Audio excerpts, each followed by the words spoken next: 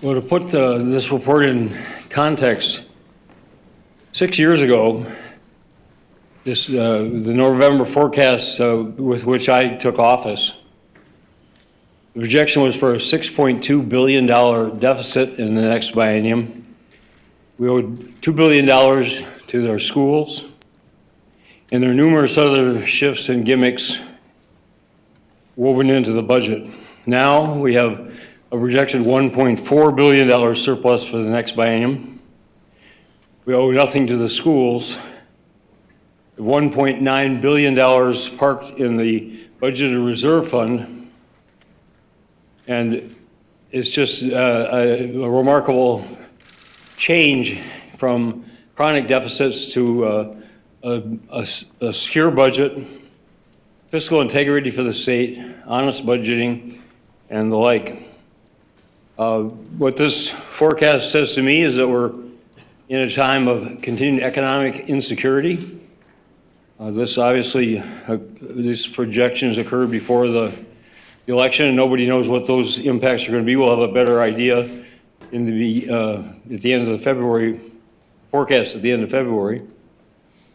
But to me, it means we need to be cautious and prudent, and recognize that our economic growth is constrained by the national economic growth, which the forecast here is for continued growth, but at a lesser level than previously forecasted. And also the ceiling in our labor force, which is really impacting businesses that want to expand, and there's just not the workers available to do so. So those are going to be our constraints under what are really the best of reasonable circumstances. This does not factor in the possibility of a recession, doesn't factor in the possibility of some other serious economic dislocation. We obviously have, both in our steel industry and our agriculture industry, those sectors of our economy in Minnesota need to do whatever we can, but frankly, the federal government is really going to be the impetus for the kind of recovery necessary in those two sectors. So the things we can and will do within the state level, but we're also going to need some cooperative action in Washington. I'd be glad to respond to questions. So as you sketch out your budget, what does this forecast say that you can and can't spend money on? What does it say about tax cuts? Address the... Well, that's the assessment we'll have to start to make.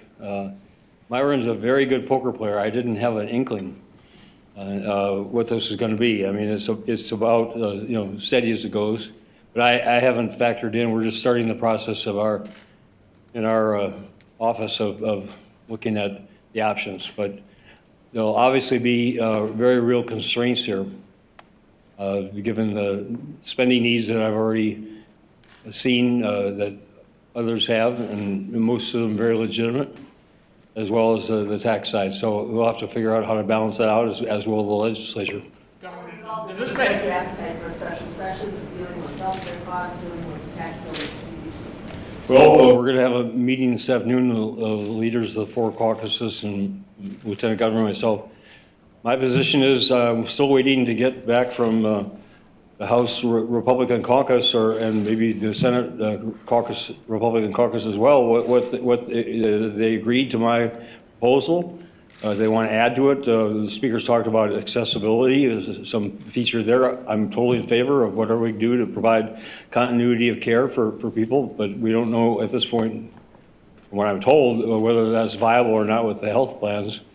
So we need to get that piece of it settled. That's the basis for a special session as far as I'm concerned. And until we get that piece in place and secure, then the rest of it's just speculation. We'll just have to see. Governor, do you think the budget forecast today is going to make it harder or easier for you to strike a deal on the budget with the Republican-controlled legislature next spring? If I had that kind of crystal ball, I would. Life would be much easier. I don't know. I know there are a lot of new legislators, but I think most of them were in Minnesota in 2011. Certainly, the legislators who were here I expect vivid memories, as I do, of the enormous trauma we caused to Minnesotans by the inability to reach agree upon a budget and the shutdown that followed. I hope that we will all take note of that when we get to the final decision-making at the end of May. Governor, your budget commissioner urges caution as legislators here enter the budget setting year.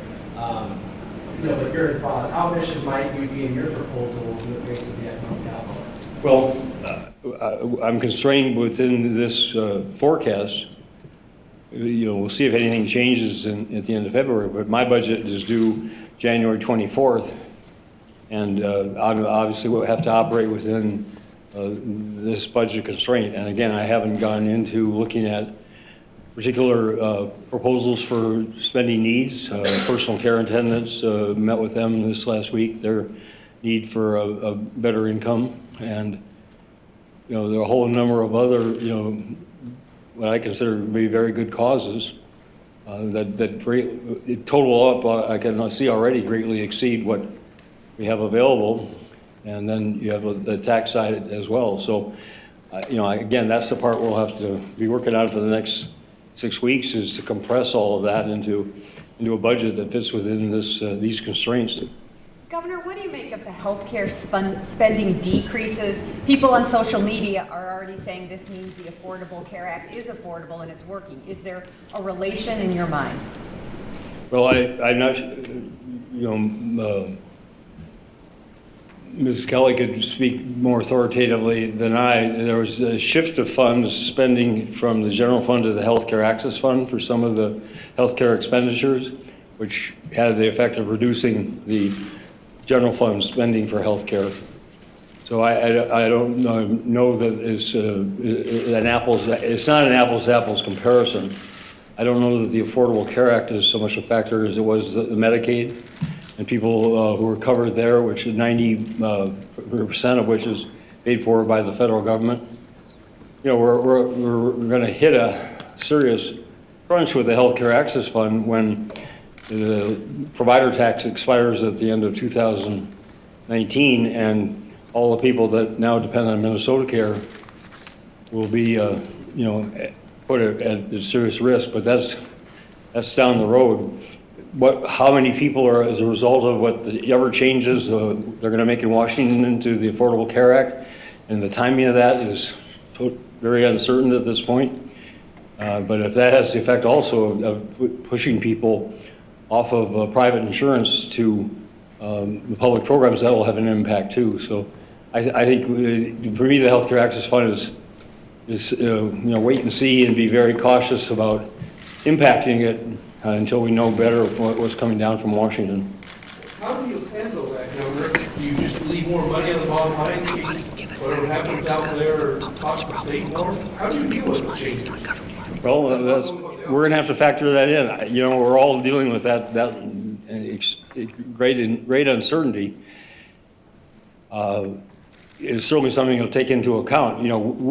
This forecast is based on current law, federal law, and state law. My budget is due 4 days after the new administration begins, so I don't expect you hear one day after another all the rhetoric. But I also know that Congress is not as immediately agile as the Minnesota legislature, which is to the great credit of the Minnesota legislature. But as they said to me when I was told it was going to take, when I arrived in the Senate in 2001, and they said that it's going to take, this is your temporary seat in the chamber. I said, well, how long is it going to take? Because I was 100th in seniority. How long is it going to take for the other 99 senators to decide where they want to sit in these identical desks? And she said, well, they like to ponder those things. So they'll be pondering out there for a while. We'll just have to, a 5-month session, we're just going to have to recognize that whatever changes they make that impact us from every which way are ones that we're going to have to factor into the overall equation. Governor, what's your appetite for tax cuts? In light of a surplus, I can predict there's going to be some people who are going to say it's the people's money, give it back. Well, I think tax cuts, of course, we have the tax cut possibility for the special session if we can resolve the health care premium and do what we need to do to help the 125,000 Minnesotans who are needing a healthcare premium relief. So that's my priority number one and a prerequisite for a special session. Beyond that, we'll see, and then beyond that, next year, we'll see again. How about rebates? What do you think of a rebate? I'm not going to, for the healthcare premium? No, just to give it back, a la Jesse. Well, you know, they gave it back in 2000, 2001, and you can see the deficit situation for the state that followed. I mean, give it all back is really, frankly, a misnomer. We have the surplus we have because of the change in fiscal policy, because we raised taxes on the wealthiest 2%, not on anybody else, and because we had a good economic recovery. So, you know, nobody's paying a higher tax rate, except for the top 2%, nobody's paying a higher tax rate for their state income tax than they were before I took office. You know, so whatever additional revenue is not from raising taxes on 98% of the people of Minnesota, it's from economic growth. And then, as I say, about $1.5 billion comes from taxing the top 2%. So if you really, you know, get beyond the rhetoric and look at the facts of it, you know, we again gone from chronic deficits to so far sustained surpluses, and that's something that I intend to protect. On the mining and ag having economic issues, what can the state do about that? Is that something you can factor into the budget, or is that the market play out?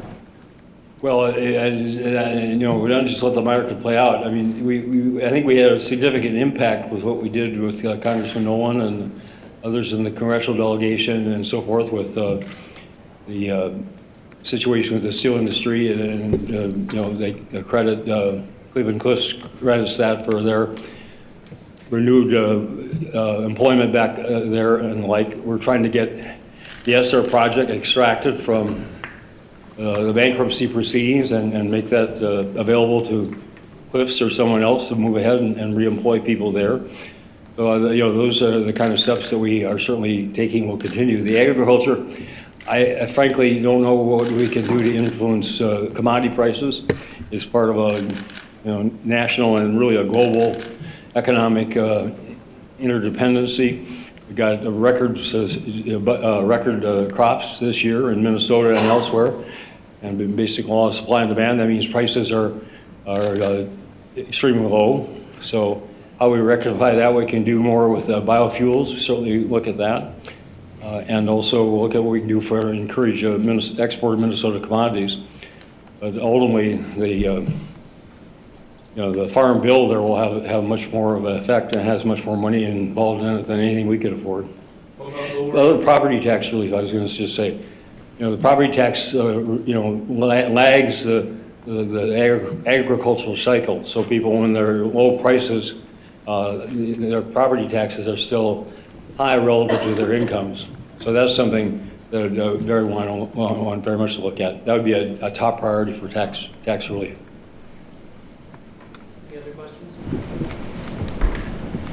Got a whole lineup of people here. I hope you guys brought lunch. Thank you very much.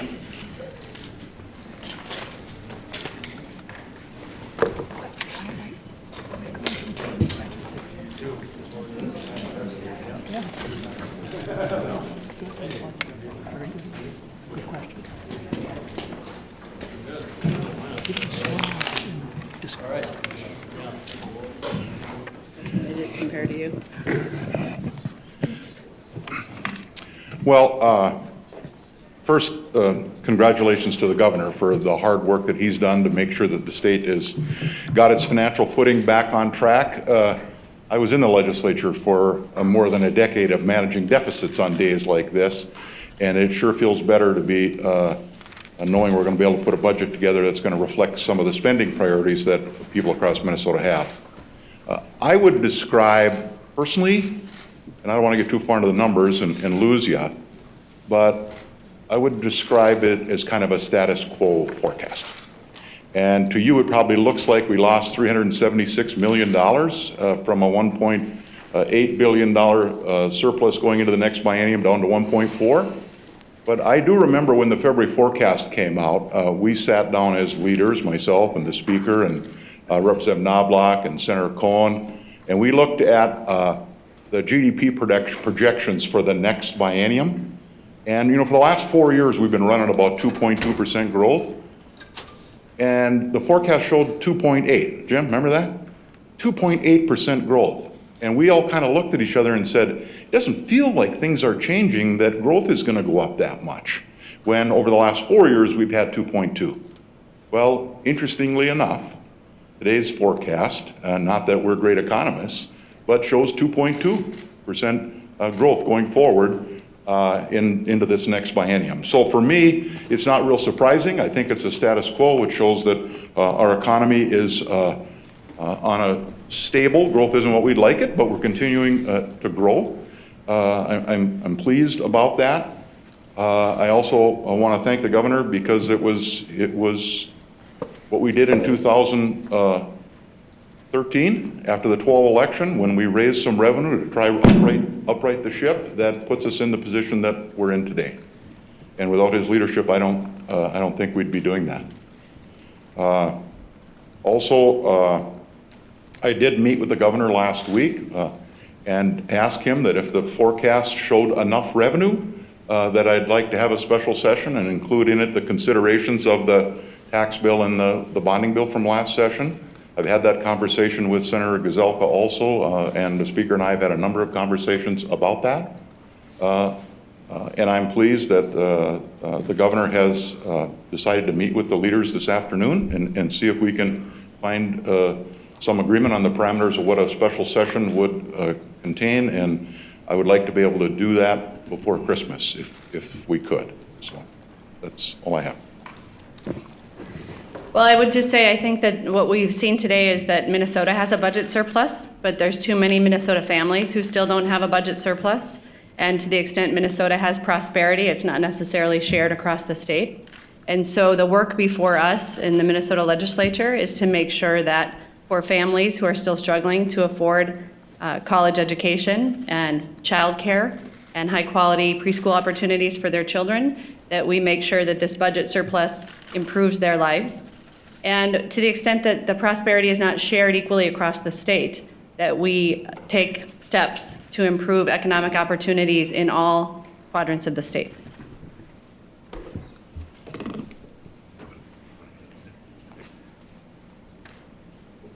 Questions? Let's.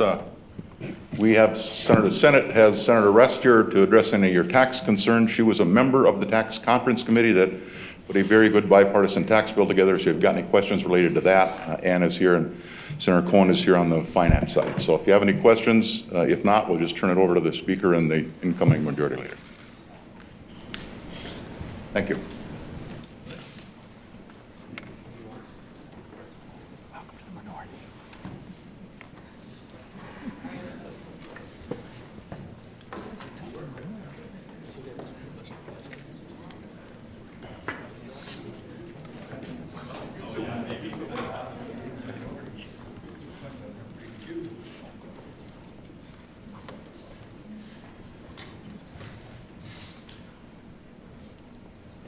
That was kind of quick. Good morning. Got a look. I think it's still good morning. No, good afternoon.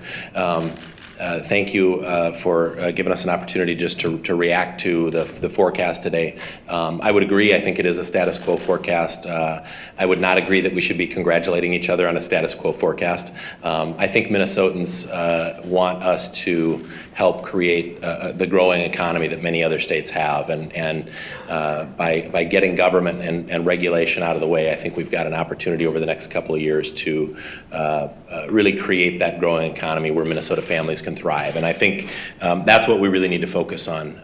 I'm excited to work with our new minority leader in the House, Melissa Hortman, I agree with what she said about Minnesota family budgets. I've talked an awful lot about that over the last few years. Today there is a budget surplus again in the state's budget, but Minnesota families aren't feeling that same benefit in their own family budgets. And unfortunately, the governor's policies over the last couple of years have actually taken more money out of Minnesota family pockets by way of higher health insurance costs and higher taxes. And I think we really have an opportunity to focus on Minnesota families. And I think that's what you'll see from Republicans over the next couple of years.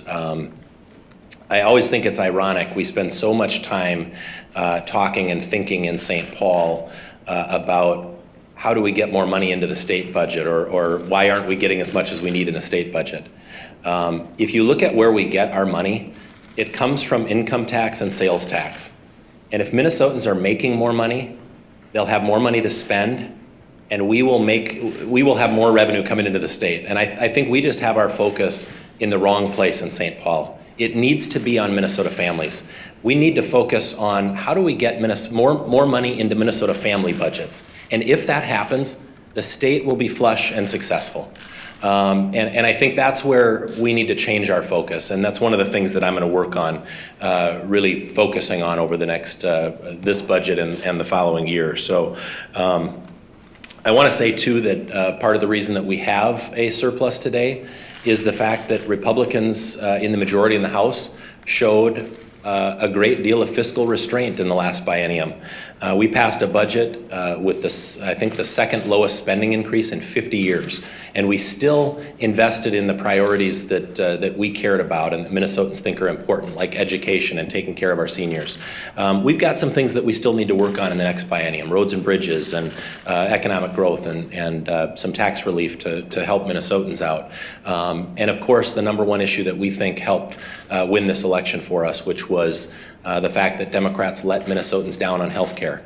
And we now have a big responsibility to fix that problem, but we can't fix it alone. Minnesota still has divided government, and we still need Governor Dayton to help us find a solution, and a bipartisan solution to fix that problem. So I'll let Senator Gazelka speak, and then we can take some questions.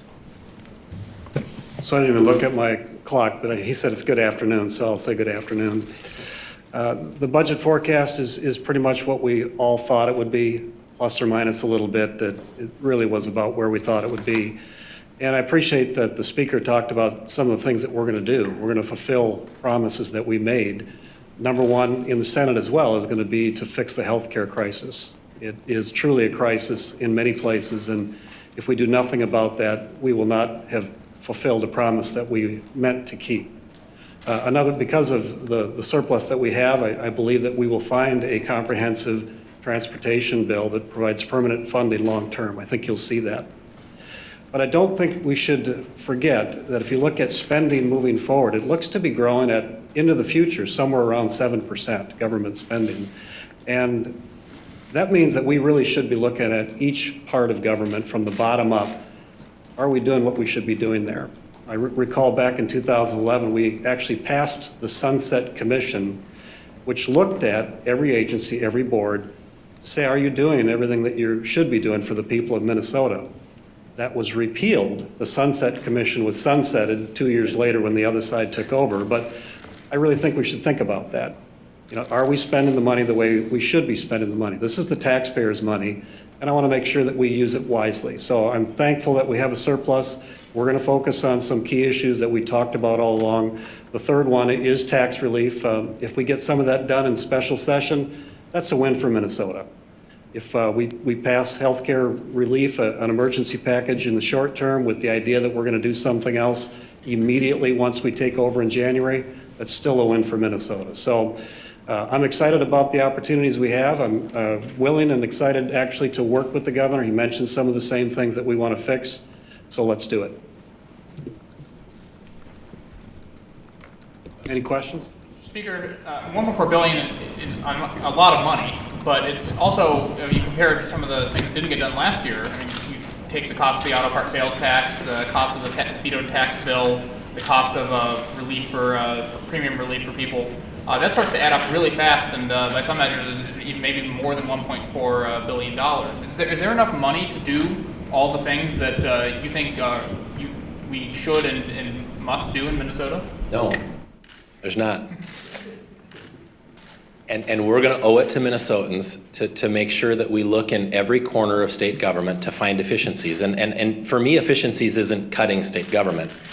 It means we can actually provide better service by modernizing some of our computer systems and some of the way that we deliver services, and do those things more efficiently, but also more effectively. I think we can actually, at a lower cost, provide better services to Minnesotans. And those are the things that I want to focus on this year. We're not going to solve this by being lazy and just saying, this is how much money we have, how much are we going to spend and how much are we going to give back?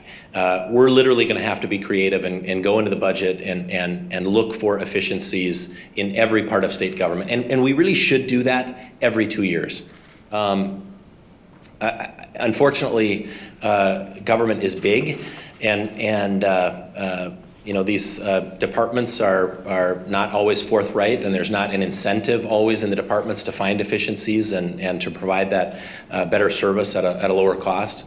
But obviously the legislature appropriates their budgets and provides the oversight that I think we need to spend. I'm going to talk to my chairs about spending the first part of the next session looking at the money that these departments currently have, how they're spending it, looking at each program. Does it meet the original goals? Does it meet the needs? Does it need to be updated or changed? Or can we find some efficiencies? And I think we will find ways by modernizing state government to run it more efficiently and find some savings, but also do that in a way that will provide better service to Minnesotans. And I think that's what real leadership is, and that's what folks should look for from us. Are you at all concerned that setting aside the subject of the moment, when the governor walked out of the Capital Preservation Commission meeting, did that pretend that there's going to be personality conflicts that just go all the way through this next session? I've talked to people who are worried about that. Are they or not? I respect the governor. We have a good working relationship. I will tell you, I get very frustrated with the governor at times. We had a pretty heated conversation on the phone this morning, and I raised my voice, and I apologize to him for that, but those things are going to happen. And we are all passionate about what we do, and if we care about what we do and we care about Minnesotans, at times we're going to show that passion. That's not the first time I've seen the governor walk out of a meeting. It's I think maybe the first time you've seen it. I've seen it a few times, quite a few times. I get that. It's frustrating for me. I don't like that. But for me, and maybe I'll just walk you through a little of my frustration on that day. The governor started that meeting by saying that he has chaired this committee for 4 years and that it hasn't ever been partisan. And now somehow we were making it partisan over paintings that were painted in 1906 and wanting to keep them in the space that they were originally commissioned for. That's somehow partisan. Maybe he forgets that tourists at the state fair were getting their picture taken with a $10,000 door, which never existed. You remember the state capitol, and they were accusing me of wanting a $10,000 doorway? I'll tell you what, that state capitol is beautiful. I went on a tour a couple of weeks ago. But I want you to pay attention to what you see there, okay? There is no $10,000 door. There never was. But I want you to look at the Senate suites, because if they didn't spend $1 million building those suites of offices for Senate leadership, I bet they couldn't get it for $1 million, okay? So to tell me that board has never been used in a partisan manner, and then to get up and walk out because we want to keep historic paintings during a Capitol restoration, it's offensive. So I'm going to need your help over the next 2 years. I want you to hold me accountable for what I say and for doing the right things to Minnesotans, but I expect you to do the same thing for the governor. And if we all do what's best for Minnesota, we respect each other and we work together, we're going to accomplish a lot in the next 2 years, and I'm looking forward to it. Are those the suites going to be used, or are they going to be idle? I teed it up for you. Thanks a lot. The Senate will use the spaces, but we have not completely decided how we're going to use the spaces. I was quoted publicly, though, as saying that if the governor is going to remove those paintings, those precious paintings, the Senate will take them all into their areas. We have some areas that have very high ceilings, and we think that they're important to keep in the Capitol, and we will. But I don't know that we would have configured the Capitol like the Democrat Party did. But the one thing I will say is I'm glad that the Capitol is as amazing and elegant as it is. I will tell you that. When they built it 100-plus years ago, you know, they spent a lot of money then. So the fact that we finished it in style, I think is great. As far as the Senate building, I wish we hadn't done that, but we're moving into that building. That's the building that we have now, and we're going to move forward from here. But the actual Senate office space for the majority leader in the Capitol, I'm not sure yet. Back to the forecast for the last time we had this political complexion of the Capitol that did go to shutdown. What are you telling Minnesotans today, given this forecast, on your predictions for shutdown?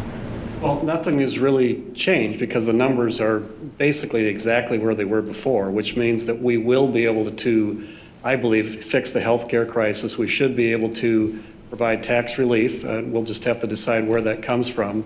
And we should be able to have a permanent roads and bridges plan. And beyond that, we'll see. I mean, the Senate appointed 3 chairs to deal with health and human services issues because we know that that's one of the biggest areas it is the biggest area that we have to deal with. And so we hope to bend the spending curve in some of the areas of healthcare, and we may need to spend more money in other areas like a 5% plan for those that take care of disabled workers, mental health issues, et cetera.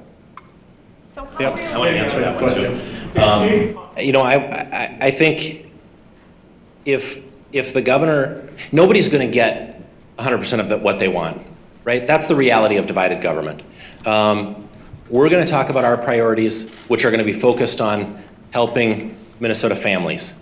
And the governor's going to talk about his priorities, and somehow we're going to have to mesh that together, okay? If the governor understands and is willing to compromise, if he doesn't walk out on Minnesotans at the end of session, then we're going to have a successful end of session. But it's going to take some compromise, and it's going to take the governor needing to meet us somewhere in the middle to get this accomplished. Both the state economists and others have said that they're concerned, the unknown is in Washington now regarding trade policies, regarding many other healthcare. Do you share those concerns, or do you look to Washington and see great hope? What do you see? Well, first of all, absolutely there should be uncertainty, you know, that we're saying, what are they going to do now? It's a complete overturn of where we were with the promise that they will repeal and replace Obamacare. And so if they do that, which they say they will do, that automatically impacts Minnesota and what we do here. And so I think that'll be the number one issue, but the other thing we're all watching is who our president-elect is appointing for. Are you voting for that, Senator? Am I, what? Are you pushing for that? Are you hoping for that? Are you? Yeah, I do. I hope that they do repeal Obamacare, but I think Minnesota, if we do it, anything like what we used to have, was very effective and cost-effective coverage for everybody in Minnesota. We had MA on the bottom. We had Minnesota Care for the low-income people that couldn't afford it. We had MSHA, which took care of people that were ineligible because of health reasons. We took them. They'd get insurance, and then health insurance for everyone else at a cost that was much cheaper than what we have today. So I'm not saying that's what we'll do, but that was the best in the whole United States then, so let's lead again. Would you feel like you would have to recuse yourself from any of the votes just because of your own insurance industry background? My insurance business is property casualty, so, and With all these uncertainties, how do you write a budget that you have, in theory, you'll finish in May? Probably before a lot of these questions are answered, do you, like as the governor, do you leave a bunch of money in reserve in case something happens? since the speaker's already worked with him 2 years, I'll let him answer that one. I'm not about the uncertainty in Washington. You know, and I'm going to let Jim come up and talk about that too. This is not going to be easy. I think the number one issue, and we're going to have to triage, the number one issue that we're going to need to work on, not even waiting until day one to start working on it, is the health insurance issue. The individual marketplace in Minnesota has collapsed. It is being held on life support, and if we unplug that machine, it's dead. We're going to need to put some premium relief in the hands of Minnesotans to help them get through this. the federal government is going to do something. It likely will not happen in time where we need to make some serious decisions that will affect the insurance that people can buy on January 1st of 2018. So hopefully they can show us their cards a little bit in the first couple of months of their session. And we can take from that some things that we can do to put some reforms in place that will help for January 1st of 2018. But remember, the timeline here is really tight. We have to have serious reforms in place by for sure before April 1st, and probably even before that. So we can't let the healthcare crisis go until the end of session for the long-term reforms. Mary? Speaking of that time frame, I don't know if you heard Senator Bach say special session before Christmas. In light of your conversation with the governor this morning, is that realistic? I think that's actually likely. I think we're getting closer. I think this forecast was a help in that. And the interesting thing that the tax bill is probably important right now as well, because there's tax relief for the very people in the individual marketplace that are hurt by, the farmers and the small business owners. There's real serious tax relief in that tax bill for those people. So not just do we help them out with premium relief, but that tax bill will be a huge help to those people as well. I would say, we're going to meet this afternoon. I want to have a decision today on whether or not we'll have a special session. And I would say that I think it's likely. Where is it? I don't know yet. They were setting that up. I don't know. I think it's at 2 o'clock. I don't know where. Bonding bill in that special session too? I would think so. It may be slightly scaled back. Yeah. Do you anticipate making a run at removing the fourth tier income tax this session? Oh, I want to have you answer that other question too. We haven't really talked about that.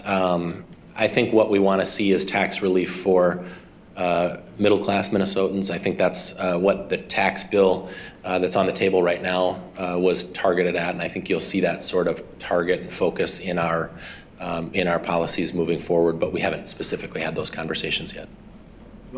Yeah, just briefly talking about, the uncertainty of what's going to happen in Washington and the Trump administration. I was at the Council of Economic Advisor meetings a couple of weeks ago where we have some other notable state economists come in and critique what the state economist is thinking of doing for the forecast. And that was just a few days after the election. There was a lot of uncertainty at that point, and I think people thought, there's probably more than the usual range of uncertainty here. And there still maybe is, but on the other hand, I think if you had that meeting today, people would probably be predicting a little bit better economy. If you look at what's happening in Washington, some of the things they're talking about doing, more infrastructure spending, dealing with some of the healthcare issues, cutting back on regulations, bringing money in from overseas that's been kind of trapped there for various tax reasons that'll probably spur some economic growth here. So there's certainly reasons to think that, come February, the forecast might be a little bit better. But obviously there is a lot of uncertainty of what's going on. We have a budget reserve to deal with those sorts of things. There is always uncertainty in these forecasts. In some ways, there's maybe a little bit more than the usual amount here, but we're approaching with the money that, at least at the moment, we're looking at saying is going to be in the budget reserve, being very close to have fully reaching what the state economist says we should have for a budget surplus or a budget reserve number. So those are all positive things. That raises the question. A number of your people that spoke previously point out that 6 years ago, Minnesota had $6 billion in deficit, $2 billion for schools. Rainy day fund was gone. So why is it, from your perspective, that the last 6 years haven't been good management, good government? Well, what I would say is that to a large degree, of course, what happens to the economy isn't just driven by decisions we make in Minnesota. They're driven by national decisions, even international decisions. One other thing that you can look for in a couple of weeks, it's going to be a little bit different in this forecast, is in the supplemental budget bill that we passed this last year. We instructed the state economists to not only give us the budget forecast as we have today, but a few weeks after this to give us a range of sort of history on how much you might expect it to potentially miss, either on on the upside or downside, looking at past budget history going back many years. And so that'll be something that comes out in a few weeks, some additional analysis they're doing. And I think that's going to be helpful as we look at making decisions, so you just know, this isn't an exact, $1.4 billion. The one thing we know for sure is it's not going to be $1.4 billion that's sitting in the state checking account. If we change no laws in 2 years, it's going to be something more or something less. No one can be that accurate. And so we're going to have a little bit more of a range to look at based on history, and that'll help inform us too. Mr. Chairman, as it relates to that automatic transfer to the reserve, do you want them to press pause on that until the special session stuff is considered, so maybe some of that money could be used for the purposes that you've been discussing? Well, I guess what I'd say is if we're going, that's sort of a decision for someone above my pay grade that could answer that. I think the anticipation would be that, I don't know that I like the governor's idea of taking the $300 million that would otherwise go into the budget reserve and using it for these purposes. I think I'd prefer to look at something, if we go that route, like the Healthcare Access Fund. But do you want access to the money that's being transferred for potentially the tax bill or debt service in the bond bill? Well, again, I'm not really sure what all the negotiations are going to be around the special session, and that's maybe a question for the speaker. We haven't really. Obviously, the governor's plan is to claw that money back and use that for the premium relief.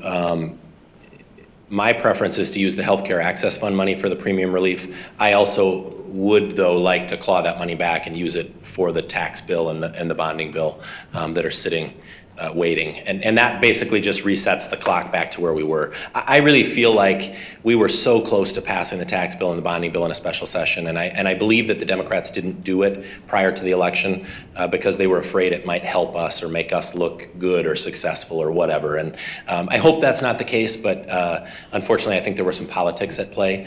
So I think clawing that money back and using it for those two purposes would reset the clock back to where we were prior. So that's what I'd like to see.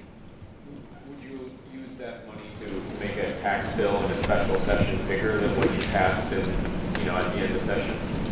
No, I think we need to stay fairly close to where we were at the end of session. I don't think the tax bill will change at all, other than the enactment dates of the different provisions, and then fix the couple of things that the governor wanted to see fixed, the one-word error and one other provision. I think the tax bill would look just like that. So, any other questions? Sounds great. Thank you very much.